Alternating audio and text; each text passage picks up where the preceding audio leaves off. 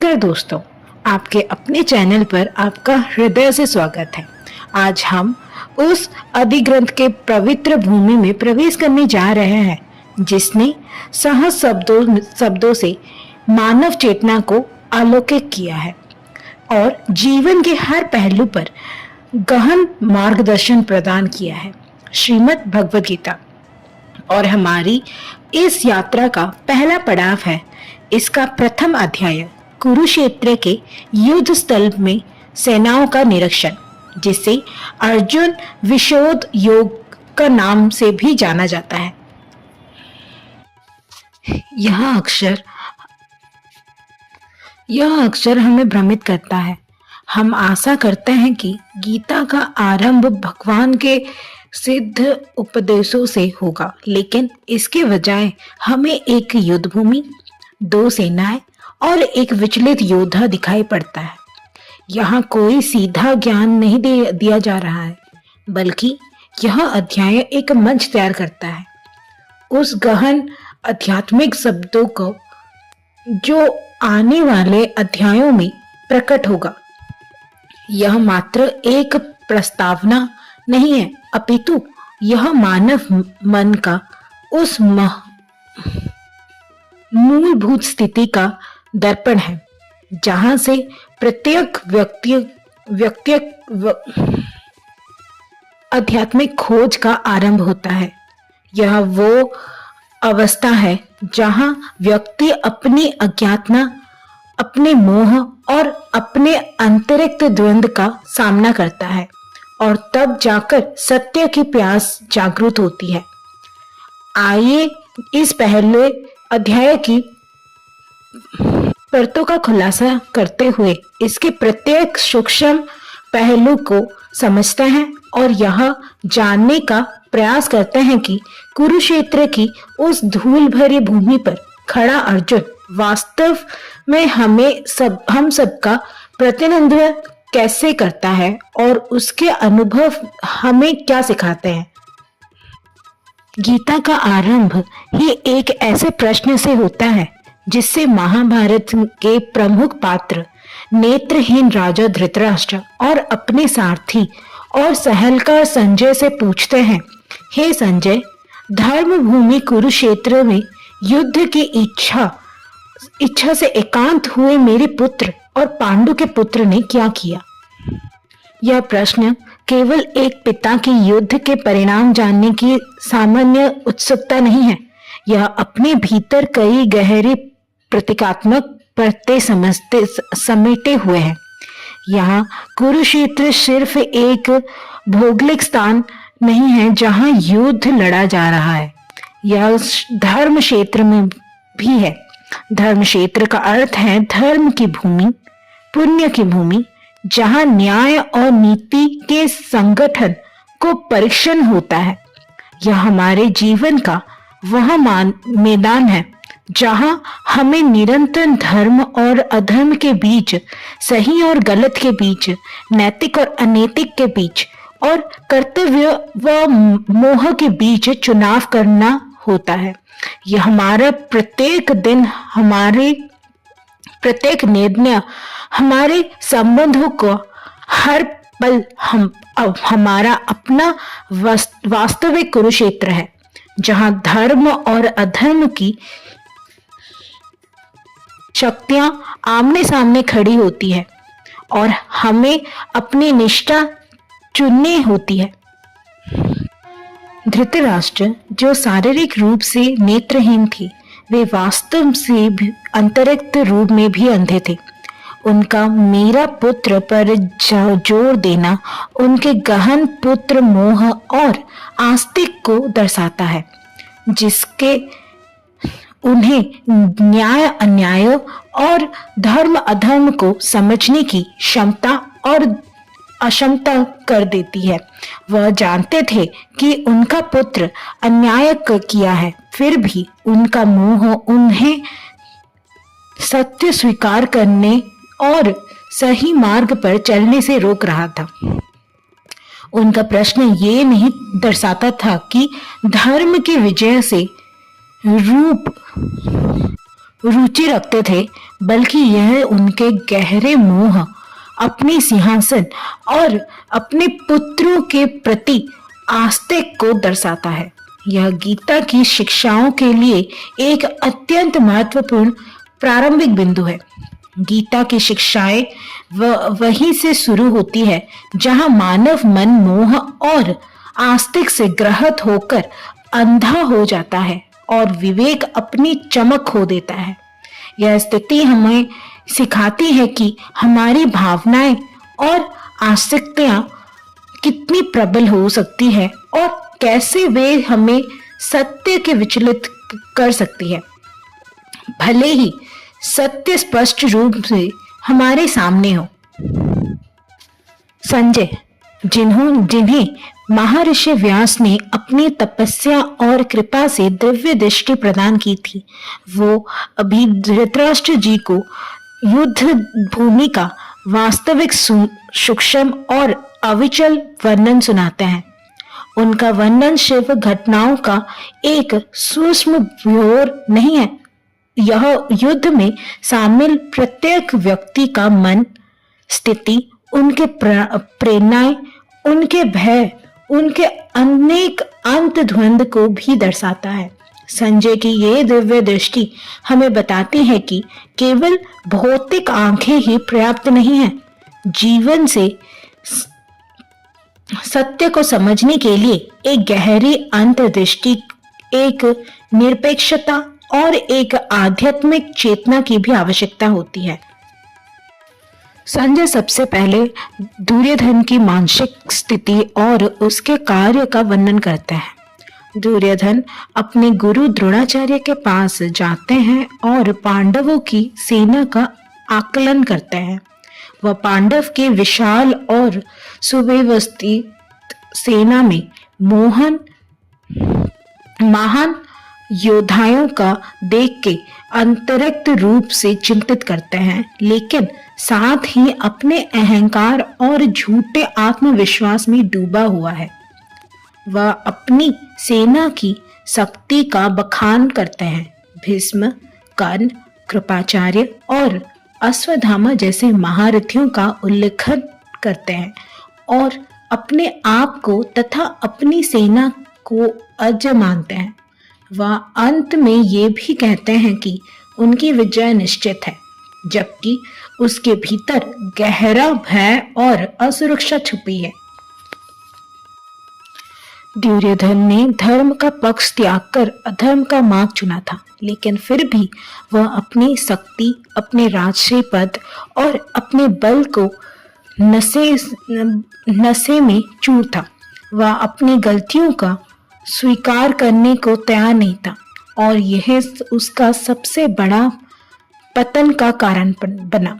अपने जीवन में भी कई बार ऐसे होता है कि हम अपनी गलतियां, अपनी नकारात्मक प्रवृत्तियों और अपनी कमियों को अनदेखा करते हुए केवल अपनी भौतिक शक्ति, अपने पद या अपने धर्म के घमंड में रहते हैं।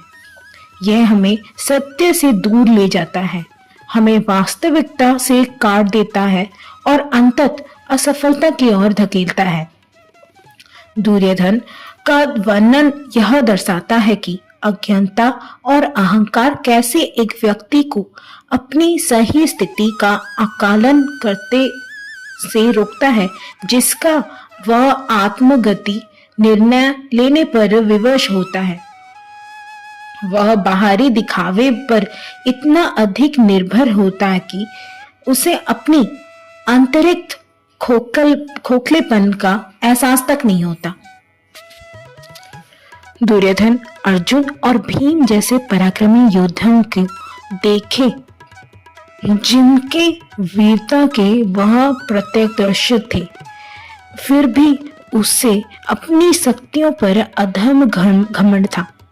यह हमें सिखाता है कि जब हम अधर्म के पथ पर होते हैं तो हमारा अहंकार हमें अपनी वास्तविक कमजोरियों को दिखाता है और हम अक्सर अपनी विरोधियों के ताकत को कम आंकते हैं। यह एक ऐसी मानसिक स्थिति है जो किसी भी संघर्ष में हार का कारण बन सकता है, चाहे वो युद्ध भूमि का हो या जीवन के किसी भी क्षेत्र का। जब हम अपनी क्षमताओं को गलत आंकलन करते हैं और दूसरों की क्षमताओं का अनदेखा करते हैं, तो हम अनिवार्य रूप से असफल होते हैं। दुर्योधन की बाहरी कठोरता और अहंकार के पीछे गहरा भय और असुरक्षितता छुपी है। वह अपनी सेना से सबसे अनुभवी योद्धा भीष्म पितामह से अनुमोदन चाहता था, जो उसके आत्मविश्वास की कमी को दर्शाता है।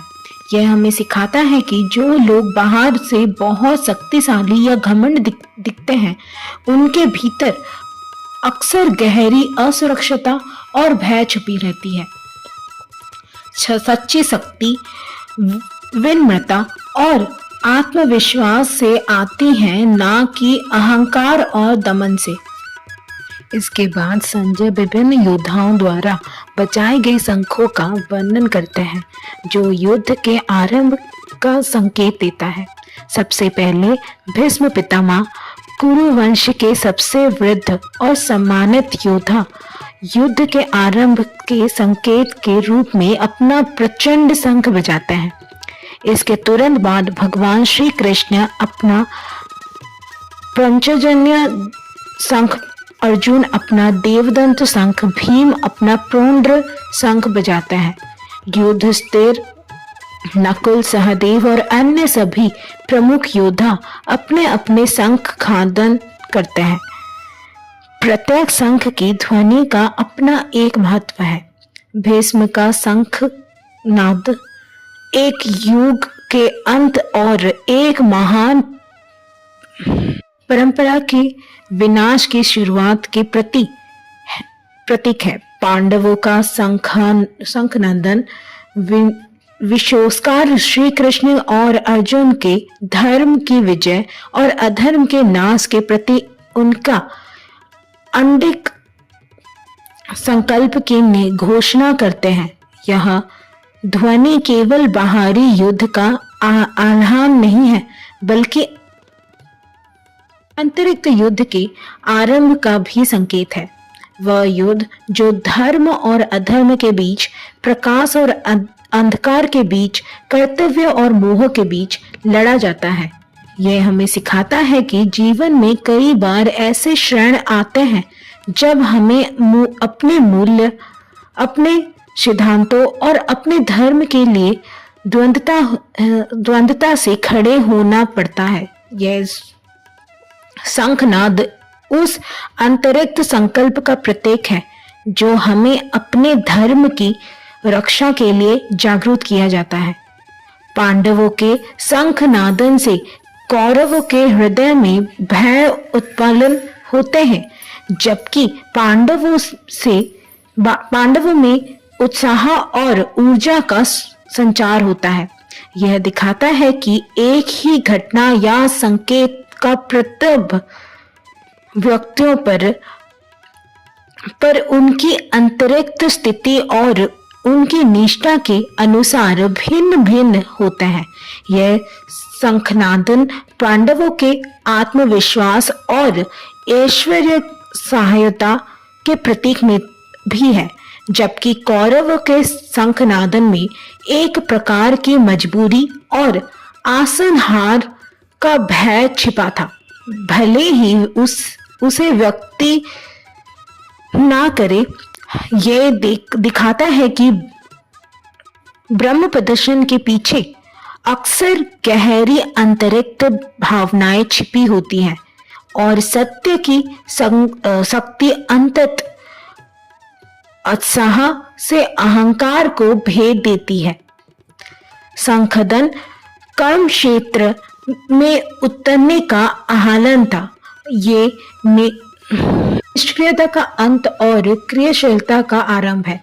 यह हमें बताता है कि जीवन में महत्वपूर्ण उद्देश्यों की पूर्ति के लिए हमें सक्रिय होना पड़ता है, चाहे वो कितना भी चुनौतीपूर्ण क्यों ना हो। और अब हमें गीता के केंद्र बिंदु पर आते हैं अर्जुन की हृदय विदारक स्थिति पर संजय बताते हैं कि जब दोनों सेनाएं युद्ध के लिए पूरी तैयार खड़ी थी, तब अर्जुन ने भगवान श्री कृष्ण से कहा कि वे उनके रथ को दोनों सेनाओं के ठीक बीच में ले चले, ताकि वह उन लोगों को स्पष्ट रूप से देख सके जिसके साथ उन्हें युद्ध करना है। अर्जुन का ये आग्रह मात्र उत्सुकता नहीं था, यह उनके भीतर पनवत मोह और आस्कता का पहला अभिव्यक्ति थी। जब भगवान कृष्ण अर्जुन के रथ को दोनों सेनाओं के बीच में लेकर खड़े करते हैं, तो अर्जुन जो हृदय देखता है वह उसे भीतर तक झोंकझोर हो देता है, उनके सारे संकल्प को डगमगा देता है। वह देखते हैं अपने ही पूज्य गुरुओं को, आचार्य द्रोण और कृपाचार्य को। वह देखते हैं अपने दादा भीष्म पितामह को, जिनके साथ उनका बचपन बीता था। वह देखते हैं अपने मामा, भाइयों, पुत्रों, पोत्रों, मित्रों और उन सभी सगे संबंधों को जो आज उनके विरुद्ध युद्ध में खड़े हुए हैं। यहीं पर अर्जुन का हृदय करुणा, मोह और विषोद से भरा उठता है। वह कहते हैं, हे कृष्ण, युद्ध के लिए उपस्थित इन अपने सगे संबंधों को देखकर मेरा अंग तिल हो जाता है और मेरे मुख सुख रह जाते हैं। मेरे शरीर में कंपन हो रहा है और रंगेट खड़े हो जाते हैं। उनका प्रिय गांडीव धनुष हाथ से छूटने लगता है, शरीर कंपन लगता है, रोम रोम शरीर उठता है। वह कहते हैं कि वे विजय, राज या किसी भी सुख की इच्छा नहीं रखते, यदि इनके लिए उन्हें अपने ही लोगों का मानना पड़े। वे श्रेष्ठ रूप से कहते हैं कि इन लोगों को मारकर उन्हें पाप लगेगा और ऐसे राज्य का क्या लाभ जिससे अपने ही लोग ना हो। वे यह भी तर्क कर देते हैं कि कुल नशा होने पर कुल धर्म नष्ट हो जाता है और समाज में अधर्म तथा वर्ण संकर फैल जाता है, जिससे अंततः पूरी पीढ़ी नरक की ओर जाती है। ये अर्जुन का विषोद है, उनका दुख, उनकी महाग्रस्तता, उनका कर्तव्य विमुख होना। यह केवल एक योद्धा के क्षणिक भावनात्मक आवेग नहीं है, यह मानव चेतना का सबसे गहरा और शासक द्वंद्व है। यह हमें दिखाता है कि जब हम अपने जीवन के कुरुक्षेत्र में खड़े होते हैं, तब हमें भी इसी प्रकार के मोह, भय और अनिश्चित का सामना करना पड़ता है। अर्जुन के इस विषोद को समझना बहुत महत्वपूर्ण है, क्योंकि यह गीता की पूरी शिक्षा की नींव रखता है। ये केवल संगे संबंधों के प्रति व्यक्तिगत मोह नहीं है, ये एक गहरा नैतिक, भावनात्मक और दर्शक संकट का प्रतीक है, जो हर संबंधशील व्यक्ति के जीवन में कभी न कभी आता है। अर्जुन का दुख उनके गहन मोह और आस्तिक से उपजा है। वे अपने लोगों को मानने की कल्पना भी नहीं कर सकते हैं। यह स्थिति हम सभी के जीवन में आती है। हम अपने परिवार, मित्र और परिचयों के प्रति गहन आस्तिकता रखते हैं, और ये संभाविक है। लेकिन कई बार इन्हीं आस्तिकों के कारण हम सही निर्णय लेने से चूक जाते हैं या अपने कर्तव्य से विमुख हो जाते हैं। हमें पता होता है कि कई नैतिक है, क्या आवश्यक है, लेकिन मोह के कारण हम पीछे हट जाते हैं। ये मोह हमें सत्य और धर्म से दूर ले जाता है, हमें पूर्वाग्रह से ग्रहित कर देता है। अर्जुन का ये मोह हमें सिखाता है कि आध्यात्मिक प्रगति के लिए और जीवन से सही कार्य करने के लिए हमें मोह के बंधन को समझकर और उनसे ऊपर उठना सीखना होगा। यह मोह केवल व्यक्तियों तक सीमित नहीं है, बल्कि ये हमारी इच्छाओं, हमारे सुखों, हमारे पहचान और हमारे अर्जित पद प्रतिष्ठा के प्रति भी होता है। ये हमें सिखाता है कि जब तक हम इन आस्तिकों से छिपके रहेंगे, हमें कभी भी निष्पक्षता और स्पष्टता के साथ कार्य नहीं कर पाएंगे। अर्जुन को युद्ध के भयानक परिणामों का भय था। वे देखते हैं कि इस युद्ध ने केवल अनगिनत लोग मारे नहीं जाएंगे, बल्कि सामाजिक वास्तविक भी चरमरा हो जाएगा। कुल क्षेत्र का भय, कुल धर्म के नाशा का भय और उससे उत्पन्न होने वाला अधर्म का भय, ये सब उनके मन में गहरा घर बना चुका था। ये भय मानविक प्रकृति का एक अंतर्निहित हिस्सा है। हम सभी जीवन में बड़े निर्णय लेते समय उनके संबंधित नकारात्मक परिणामों से डरते हैं। यह भय हमें निष्क्रिय बना सकता है या हम गलत निर्णय लेने पर मजबूर कर सकता है। अर्जुन का ये भय हमें इस बात का एहसास कराता है कि केवल परिणामों पर अत्यधिक ध्यान केंद्रित करने से हम अपने वर्तमान कर्तव्य और तत्कालिक आवश्यकता से विचलित हो जाते हैं।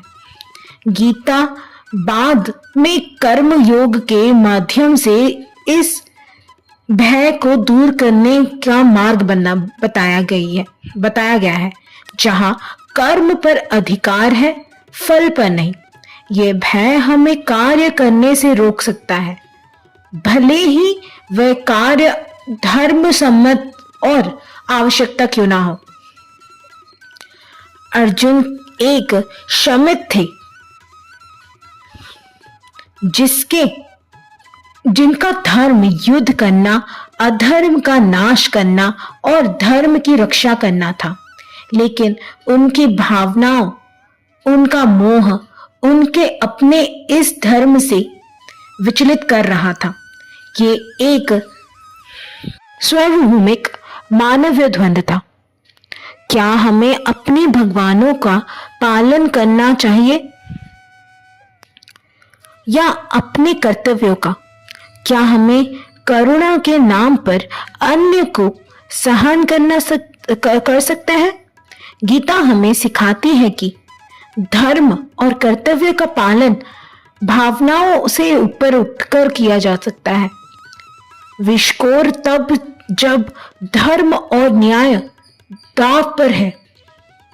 अर्जुन की यह दुविधा हमें अपने जीवन के कर्तव्यों और भावनात्मक उलझन के बीच संतुलित स्थिति करने की चुनौती देती है।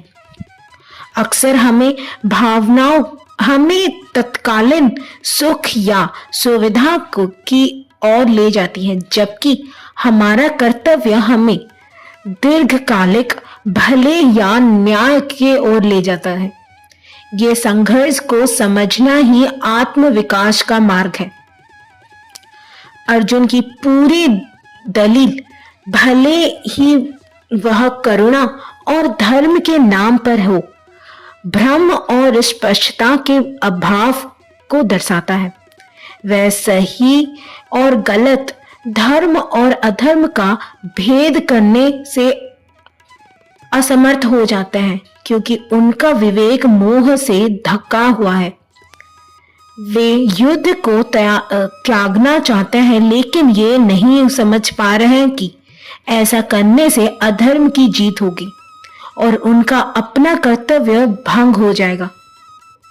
वे ये नहीं देख पा रहे थे कि ये युद्ध ना करने में भी अपने आप में एक कर्म है जिसके अपने परिणाम होंगे, और वे परिणाम संबंध अधर्म की विजय के रूप में होंगे।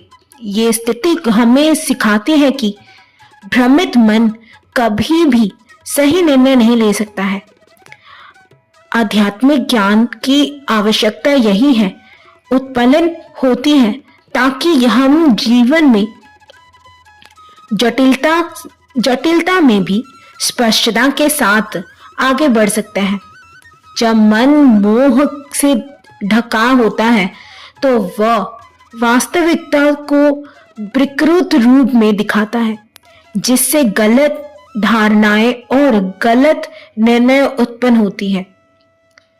अर्जुन का विषोद, उनका गहरा दुख हमें यह सिखाता है कि आध्यात्मिक जागृति अक्सर गहरा व्यक्तिगत संकट या विषोद से शुरू होता है। जब व्यक्ति अपने जीवन के अर्थ, अपने कर्तव्य या अपनी पहचान को लेकर गहरे संकट में होते हैं, तभी वे सच्चे ज्ञान की तलाश करते हैं। ये विषोद ही अर्जुन को भगवान कृष्ण के शरण में ले जाता है और यही से गीता का ज्ञान आरंभ होता है। ये दिखाता है कि दुख और निशान में हमें आत्मज्ञान की ओर धकेल सकते हैं। विशेषतः हमें उनसे भगाने के बजाय उनका सामना करे और उनसे सीखने का तैयार हो। अर्जुन की इस स्थिति में हम सभी अपने आप को देख सकते हैं। हम सभी कभी ना कभी ऐसे कुरुक्षेत्र में खड़े होते हैं जहां हमें अपने ही मोह, अपने ही भय, अपने ही भ्रम से लड़ना पड़ता है। गीता का पहला अध्याय इसीलिए इतना महत्वपूर्ण है क्योंकि यह हमें दिखाता है कि हम कहां से शुरू करते हैं। एक दुविधा ग्रस्त, भयभीत, मोहग्रस्त और भ्रमित मन से। ये हमें हमारी मानवीय स्थिति की वास्तविकता का एक चित्रण है। इस पूरे अध्याय में अर्जुन की भूमिका, संजय की भूमिका को भी समझना अत्यंत आवश्यकता है। संजय महर्षि व्यास के वरदान से दिव्य दृष्टि प्राप्त कर चुके थे, जिससे वे धर्म युद्ध में घटित हो रही हर घटना को उसके सूक्ष्म विवरण के साथ धृतराष्ट्र को सुना रहे थे। संजय का वर्णन केवल घटनाओं का एक तथ्यमास्तिक कर्म नहीं है, ये एक तटस्थ दिव्य दृष्टिकोण से देखने का एक वर्णन है। संजय का वर्णन दिखाता है कि वे केवल बाहरी घटनाओं को ही नहीं देख सकते हैं, बल्कि वह दुर्योधन के मन की स्थिति, अर्जुन के हृदय के विषोद और भगवान कृष्ण के मौन भाव तथा उनके संकटों को भी समझ सकते हैं। उनकी रिपोर्टिंग निष्पक्ष, वस्तुनिष्ठ और अंतर्दृष्टि से परिपूर्ण है।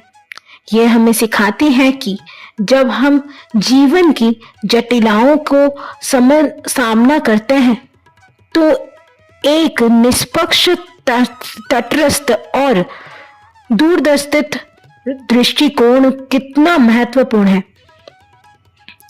द्रव्य दृष्टि का ये लक्षण हो अब अर्थ भी है कि हमें अपने जीवन के कुरुक्षेत्र में घटनाओं और भावनाओं को केवल सतही तौर पर नहीं देखना चाहिए, बल्कि उनके पीछे के गहरे कारणों, प्रभावों और आत्मधिक आयामों को भी समझने का प्रयास करना चाहिए। ये संजय दृष्टि हमें अपने मोह और पूर्वग्रहियों से ऊपर उठाकर सत्य के ओर आकर्षण करा रहा है। संजय का वर्णन हमें यह बताता है कि केवल भौतिक आंखें होने से ही सब कुछ नहीं दिखता। देखने और समझने के लिए विवेक, अंतर्दृष्टि और एक तटस्थ सभी भाव की भी आवश्यकता होती है। धृतराष्ट्र के आंखों में रोशनी नहीं थी और वे संजय के दिव्य दृष्टि पर निर्भर थे, लेकिन फिर भी उनका गहरा मोह उन्हें सत्य स्वीकार करने से रोक रहा था। यह अंतरिक्त अध्ययनता की प्रतिक्राष्टा है, जहां बाहरी सूचना उपलब्ध होने पर भी अंतरिक्त आवरणों के कारण से ग्रहण नहीं किया जा सकता है। संजय की स्थिति हमें बताती है कि कैसे एक व्यक्ति जो स्वयं युद्ध का हिस्सा नहीं है, लेकिन उसका सभी घटनाओं के अधिक स्पष्टता से देख सकते हैं।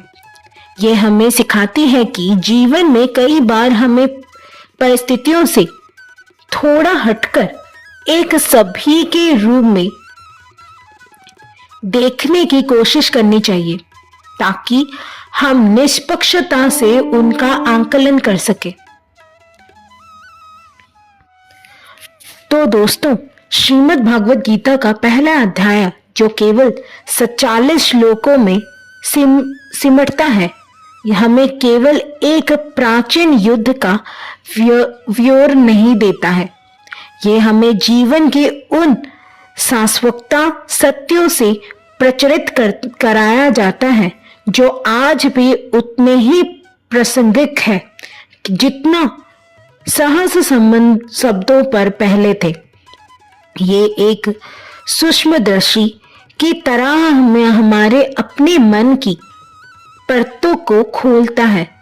आइए इन जीवन बदलने वाले मुख्य संबंधों को एक बार फिर से देखें और उनका गहराई से समझें उन्हें। अर्जुन का विशोध हमें सिखाता है कि मोह और आस्तिकता विश्वास कर अपनों और अपनाई स्थिरपति धारणों को प्रति हमें कर्तव्य पथ से कितना आसानी से विचलित कर सकता है। जीवन में हम कई बार ऐसे कठिन निर्णय लेने पड़ते हैं, भावनाओं को तर्क वितर्क करना पड़ता है, तर्क विपरीत दिशाओं पर भी चलना पड़ता है। यह अध्याय हमें इन दुविधाओं को पहचानने और उनसे ऊपर उठने की आवश्यकता का बोध करता है। यह सिर्फ बाहरी स्थिति और बाहरी रिश्तों का मोह नहीं देता, बल्कि हमारे अपने इच्छाओं, हमारे अपने सुख सुविधाओं, हमारी अपनी पहचान और हमारी भौतिक संग्रह का मोह भी हमें सत्य से दूर कर सकता है। हमें सीखना होगा कि कब हमारे निर्णय भावनाओं से प्रेरित हैं और कब वे विवेक, धर्म और न्याय पर आधारित है।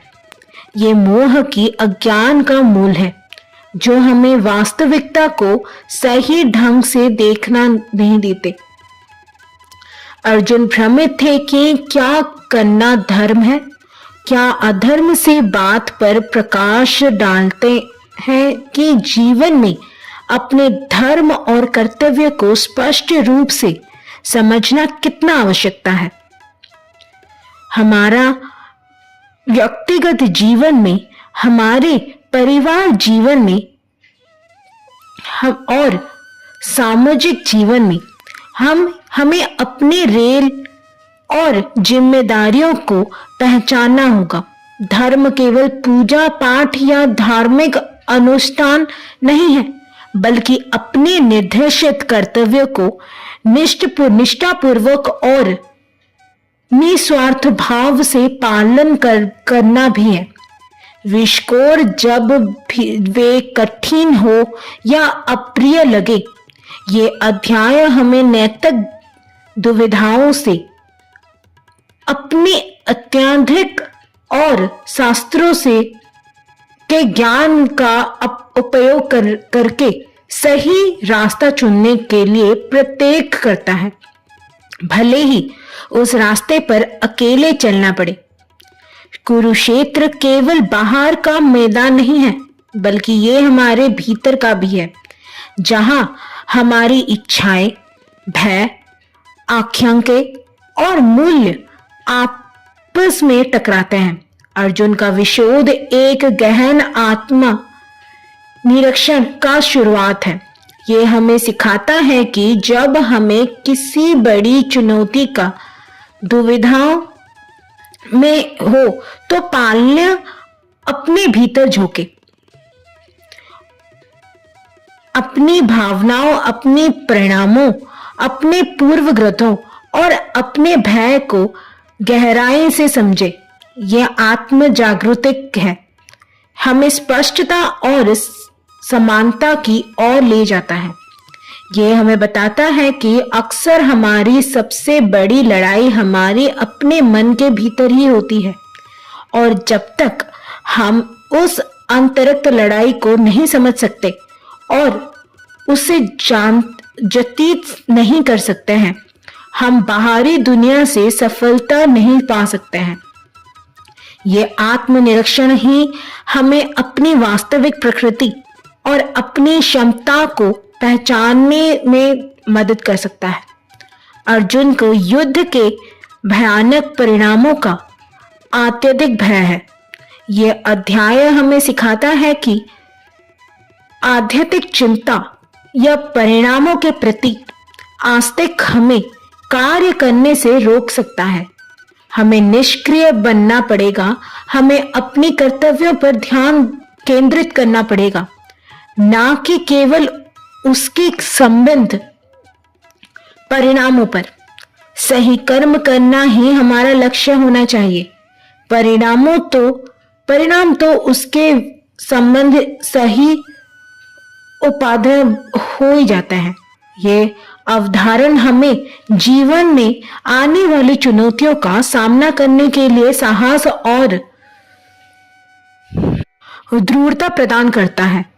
ये भय मोह के समान ही हमारे कार्य क्षमता को बाधित करता है। गीता आगे चलकर इस भय पर विजय पाने के लिए कर्म योग का वास्तविक मार्ग बताएगी। सबसे महत्वपूर्ण बात, अर्जुन का अपने आप को एक शिष्य के रूप में संपरित करना ये ज्ञान प्रतीत करती है कि जब हम अपनी अज्ञता को स्वीकार करते हैं और सीखने के लिए खुले हो जाते हैं, तभी वास्तविकता ज्ञान हमारे भीतर प्रवेश कर पाता है। हमारा अहंकार और हमारे में जानता हूं का भाव कि अक्सर ज्ञान के मार्ग से सबसे बड़ी बाधा होती है। ये हमें सिखाता है कि जीवन में चाहे हम कितने भी सक्षम या ज्ञानी क्यों ना हो, सीखने की प्रक्रिया कभी खत्म नहीं होनी चाहिए और विनम्रता ही ज्ञान का द्वारा खोलती है। ये हमें यह भी याद दिलाती है कि आध्यात्मिक मार्ग पर आगे बढ़ने के लिए हमें एक मार्गदर्शक या गुरु की आवश्यकता है जो हमें हमारे भ्रम से बाहर निकाल सकते हैं और हमें सत्य के ओर ले जाए। ये संपूर्ण ही हमें अहम से परे ले सकते हैं और सार्वभौमिक चेतना से जुड़ने का मार्ग प्रदर्शन कर सकते हैं। श्रीमद् भागवत का पहला अध्याय हमें यह संदेश देता है कि आध्यात्मिक यात्रा किसी क्षमता आश्रम से नहीं मिलती, बल्कि जीवन के सबसे अशांत और चुनौतीपूर्ण क्षणों में शुरू होती है। यह वहीं से शुरू होती है जहां हम अपने सबसे गहरे मोह, सबसे बड़े भय और सबसे गहन भ्रम का सामना करते हैं। अर्जुन की दुविधा सर्वभौमिक और उनके प्रश्न हमारे अपने प्रश्न है। कुरुक्षेत्र केवल एक ऐतिहासिक युद्ध भूमि नहीं, बल्कि हमारे भीतर का वह मैदान है जहां धर्म और अधर्म, सत्य और असत्य, प्रकाश और अंधकार के बीच नित्य संवाद चलता रहता है। ये अध्याय हमें ये भी सिखाते हैं कि ज्ञान की आवश्यकता तब होती है जब हमारे अपने विवेक, मोह और आस्तिक से ग्रसित हो जाते हैं, जब हम अपने कर्तव्य को लेकर भ्रमित हो जाते हैं। हाँ, यह हमें इस बात के लिए तैयार करता है कि आगे के अध्याय में भगवान कृष्ण हमें उन सब प्रश्नों के उत्तर देंगे जो अर्जुन ने पूछे हैं और जो हम सभी के मन में उठते हैं। यह अध्याय उस अज्ञानता का चित्रण है जहां प्रकाश का महत्व सबसे अधिक होता है और उस वास्तविकता का जहां उपचार की सबसे अधिक आवश्यकता है। तो अगली बार जब आप अपने जीवन के किसी कुरुक्षेत्र में स्वयं को खड़ा पाएं, किसी बड़ी दुविधा से जुड़ रहे हो, किसी निर्णय के परिणामों के भय में ग्रसित हो, तो श्रीमद् भागवत के पहले अध्याय को याद कीजिएगा। अर्जुन की स्थिति को, उनके प्रश्नों को, उनके मोह को, उसको याद कीजिएगा और फिर समझने की कोशिश कीजिएगा कि आपके ये स्थिति आध्यात्मिक विकास की पहली सीढ़ी है, वह बिंदु जहां से आप भी अपने भीतर के श्री कृष्ण से ज्ञान प्राप्त करने के लिए तैयार हो सकते हैं। गीता हमें भागने का नहीं, बल्कि सामना करने का मार्ग सिखाता है, अपने भीतर का संघर्ष का सामना करने का और उन्हें ज्ञान के प्रकाश से जीतने का। ये अध्याय केवल युद्ध का वर्णन नहीं, बल्कि मानव मन के उस गहन स्थिति का चित्रण है जहां ज्ञान की सच्चाई, आवश्यकता महसूस होती है और जहां से मनुष्य अपनी उच्चता संबंधों की और कदम बढ़ाता है। मुझे आशा है कि श्रीमद् भगवत गीता के प्रथम अध्याय की ये विस्तृत विवेचना आपके लिए अर्थपूर्ण रही होगी और आपको अपने जीवन के कुरुक्षेत्र में स्पष्टता प्रदान करेगी। यदि आपको ये चर्चा पसंद आई होगी तो कृपया अपने विचार और अनुभव कमेंट की सेक्शन में अवश्य साझा करें। आपके प्रश्न और सुझाव हमें आगे बढ़ने के प्रेरित करेंगे। हम जल्द ही मिलेंगे गीता के दूसरे अध्याय की गहन शिक्षाओं के साथ। तब तक के लिए स्वयं का ध्यान रखें, अपने धर्म का पालन करें और अपने भीतर के प्रकाश को जगाते रहें। जय श्री कृष्ण।